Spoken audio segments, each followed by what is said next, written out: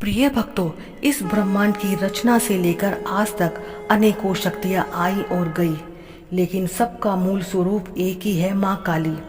अब चाहे आप इन्हें शिव बोले या अर्धनारीश्वर या फिर दुर्गा बोले, माँ काली वो शक्ति है जो इस ब्रह्मांड की रचना से पहले से मौजूद है। आपका और मेरे जीवन पर इस शक्ति का फैलाव है, एक अभिन्न अंग है। और शक्ति की मुख्य स्रोत होने के बावजूद भी माँ एक बच्चे से भी भूली है और आज भी आपके साथ और मेरे साथ हमेशा मौजूद रहती है, क्योंकि वो कलयुग की जागृत देवी है।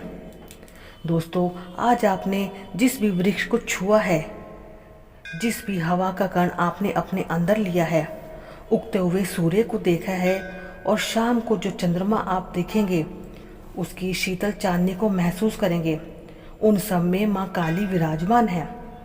उनका रूप आक्रामक और डरावना है, लेकिन भक्तों के लिए वो एक प्यार करने वाली और देखभाल करने वाली माँ है, जो अपने बच्चों की रक्षा के लिए हमेशा मौजूद रहती है। जो भी स्त्री और पुरुष माँ काली के व्रत पूरी निष्ठा भाव से करते हैं, माँ काली उन्हें साहस और आंतरिक शक्ति देती है और अपनी समस्याओं का सामना करने और हल करने के लिए पर्याप्त मजबूत बनाती है। तो चलिए शुरू करते हैं माँ काली की व्रत कथा। जो भी भक्तजन पूरी श्रद्धा भाव के साथ इस कथा को पढ़ता है या सुनता है, माँ काली दसों दिशाओं से उनकी रक्षा करती है।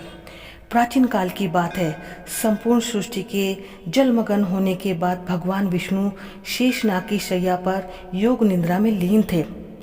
तभी उसी समय अचानक भगवान विष्णु के कान से मधु और कैटभ नाम के दो पराक्रमी असुर उत्पन्न हुए। यह दोनों असुर भगवान विष्णु की नाभि से उत्पन्न हुए। कमल के फूल के ऊपर विराजमान ब्रह्मा जी को मारने का प्रयास करने लगे। जब ब्रह्मा जी ने देखा कि दोनों असुर उन पर आक्रमण कर रहे हैं, तब उन्होंने अपनी रक्षा के लिए आदि शक्ति की स्तुति की और उनसे मदद मांगी। उन दोनों असुरों के वध हेतु माँ आदिशक्ति फाल्गुन शुक्ला की द्वादशी को महाकाली के रूप में अवतरित हुई। उसी पल भगवान विष्णु भी योग निद्रा से उठ गए और अपने समक्ष मधु और कैटभ नाम के असुरों को देखते हैं तो वे दोनों असुरों के साथ युद्ध करने लगते हैं।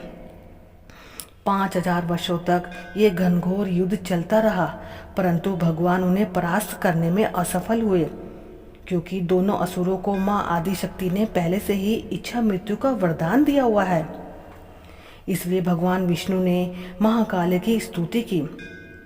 तब देवी माँ ने प्रसन्न होकर भगवान विष्णु को दोनों असुरों के अंत का वर दिया।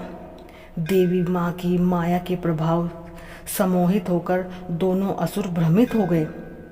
वे दोनों भ्रमित असुर भगवान विष्णु से कहते हैं कि युद्ध से प्रसन्न होकर हम आपको वर देना चाहते हैं, इसलिए आप हमसे अपनी इच्छा अनुसार वर मांग सकते हैं। तब भगवान विष्णु उनसे कहते हैं कि यदि तुम लोग मुझसे प्रसन्न हो तो मुझे यह वरदान दो कि तुम्हारी मृत्यु मेरे द्वारा हो। माँ महाकाली की माया से भ्रमित वे दोनों असुर भगवान विष्णु को यह वरदान दे देते हैं कि आपके द्वारा हमारी मृत्यु होगी। तत्पश्चात भगवान विष्णु दोनों असुरों के मस्तक को सुदर्शन चक्र से काट देते हैं। उनकी मृत्यु के पश्चात माँ महाकाली विश्राम के लिए हिमालय चली जाती है। कुछ समय के बाद पाताल से दो असुर भाइयों शुंभ निशुंभ का आगमन होता है, जो पृथ्वी पर अपना आधिपत्य हेतु देवी माँ आदिशक्ति को युद्ध की चुनौती देते हैं। वे माता से युद्ध करने हेतु असुर रक्त बीज को भेजते हैं।